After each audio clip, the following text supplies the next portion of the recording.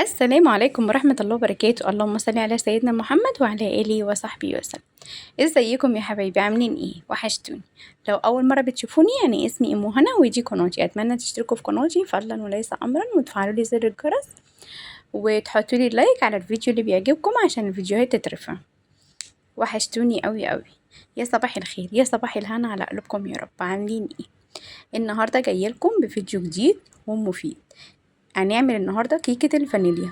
كيكة الفانيليا طبعا تحفة لا يعلى عليها، ولادنا بيحبوها ومقادير سهلة وبسيطة، وهنعمل كل حاجة في البيت ومش هنشتري حاجة من بره. الكيكة دي مفيدة جدا جدا للأولاد ولينا كمان. احنا بنحب نفطر ايه بيها كده الصبح؟ بكوباية لبن، بكوباية نسكافيه، شاي بلبن، كوباية شاي، على حسب ما بتحبي. هي جميلة جدا في الفطور وكمان الولاد بيحبوها وحاجة مفيدة ليهم وهتنفعهم.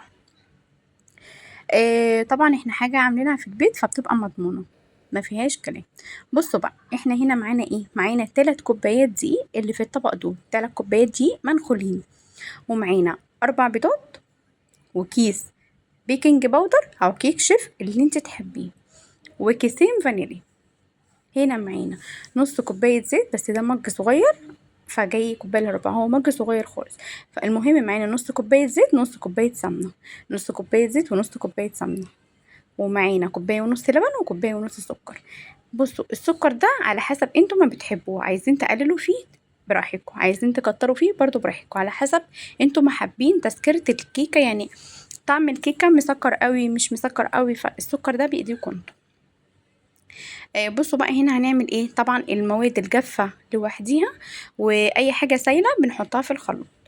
كده هنجيب شفشق الخلاط بتاعنا، هنحط فيه ايه؟ هنحط فيه الاربع بيضات، 4 بيضات، وعليهم كيسين الفانيليا اهو، وكوباية ونص سكر، وكوباية ونص لبن، وهنحط نص كوب سمنة ونص كوب زيت، نص كوب سمنة ونص كوب زيت بس، وهنضربهم في الخلاط. مش هنحط اي حاجة تاني. كده حطينا ايه في شفشق الخلاط؟ 4 كوبايات، 4 بيضات، نص كوباية سمنة، نص كوباية زيت، كوباية ونص لبن، كوباية ونص سكر، وكيسين الفانيليا، مش اكتر من كده. هنضربهم خلطة واتنين، يعني مرة واتنين وتلاتة. بصوا هنا انا كنت نسيت احط الفانيليا ورجعت ايه، ورجعت ضفتها. طبعا احنا قايلين ان الفانيليا بتتحط مع البيض عشان بس بتمنع الايه، الزفارة بتاعته.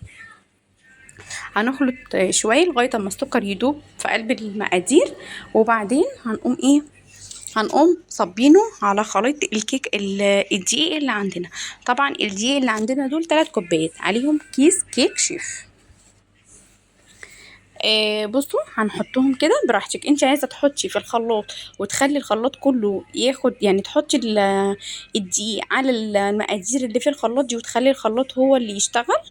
براحتك. انت عايزه تعمليها يدوي زي انا ما بعملها كده برضو براحتك. المقادير دي يعني ايه الطريقه، آه تقدري تعمليها زي ما انت عايزه، لكن المقادير بتبقى واحده محدش يقدر يغير فيها حاجه. هي مقاديرها سهله وبسيطه وما بتاخدش يعني 10 دقايق في عمايلها، هي سهلة جدا يعني. ما شاء الله هي حلوة جدا جدا للأطفال ومفيدة كمان ليهم، وانتي ضامنة نظافتها وضامنة هي بتتعمل ازاي. بصوا ما شاء الله، بصوا بقى انا بوريكم هنا ايه، بوريكم قوامها. قوامها لا تقيل قوي ولا خفيف قوي، امشي على المقادير بالظبط هتطلع معاكي ما شاء الله زي العسل، وكانت ريحتها تحفة. بصوا انا بوريكم، انا بحاول ان انا اقلب كويس وفي اتجاه واحد، ما بروحش واجي عشان خاطر ايه. بصوا انا بقلب في اتجاه واحد ازاي، ما بروحش واجي كذا مره، لا هو في اتجاه واحد. بقلب المقادير ادخل المكونات في بعضها وكده خلصت عندي. بصوا هنا دي صينيه عندي وسط، هنحط ايه، هنحط لها نص معلقه سمنه، وهنقوم جايبين الفرشه وندهن الايه، وندهن الصينيه. انت عايزه تدهنيها بزيت ماشي، بس انا هقولك معلومه كست بيت، يعني ان انا مجربه الكيكه دي كذا مره وبعملها على طول لولادي. الزيت لما بيتحط في قعر الصينيه، يعني في الارضيه بتاعت الصينيه بتاعت الكيكه، بينشفها من تحت، بتحس ان هي مقرمشه كده. لكن دي بيحافظ على الطراوه بتاعتها، يعني بيخليها طريه، الكيكه من تحت طريه مش بتخليها تنشف. بس فانتي حابه تعمليها كده براحتك، حابه تعمليها كده برضو براحتك، حابه ان انتي تبطنيها بدقيق برضو كل حاجة بايديكي. لكن الطريقة دي لو انت مشيتي عليها تطلع ما شاء الله كيكة معاكي زي العسل.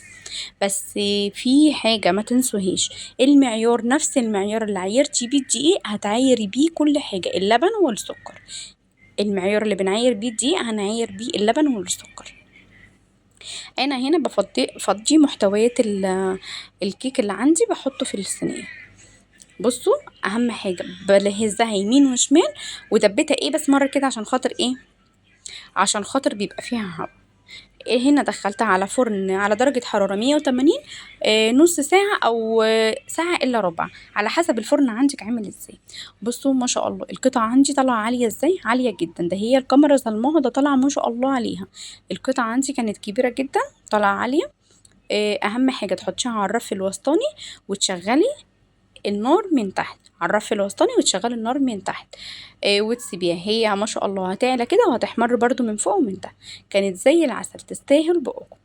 والله العظيم اعمليها في البيت ومش هتندمي، بنفس الطريقة ونفس الخطوات هتطلع معاكي جميلة سهلة وبسيطة، وتقدري تعمليها في البيت وما شاء الله. بصوا انا مش عارفه اوصف لكم شكلها، طعمها اصلا احلى من شكلها بكتير، وطريه من جوه ومش مكتومه خالص. بصوا وعاليه ازاي. طبعا الحجم ده في ايدك، انت عايزه تعمليها في صينيه اكبر من كده براحتك، فالافضل ان هي تعمليها في نفس مقاس الصينيه، وامشي على نفس المقادير ونفس الخطوات هتطلع معاكي تحفة. هي سهلة وبسيطة ومش محتاجة اي حاجة خالص. هي بس مقاديرها كلها من البيت، وهنعمل حاجة نضيفة لولادنا. تنفع مع شاي بلبن، تنفع فطار للصبح للأولاد، تنفع مع كوباية نسكافيه. كليها وبألف هنا وشفا على قلبك، وهتطلع حلوة عشان من ايدك طبعا. ولحد هنا الفيديو بتاعنا خلص، اتمنى الفيديو يعجبكم. فضلا منكم وليس امرا تحطوا لي اللايك وتشتركوا لي في القناه وتفعلوا لي زر الجرس. اتمنى تحطوا لي اللايك عشان الفيديو يترفع ويتشاف. شكرا ليكم جدا ومع السلامه.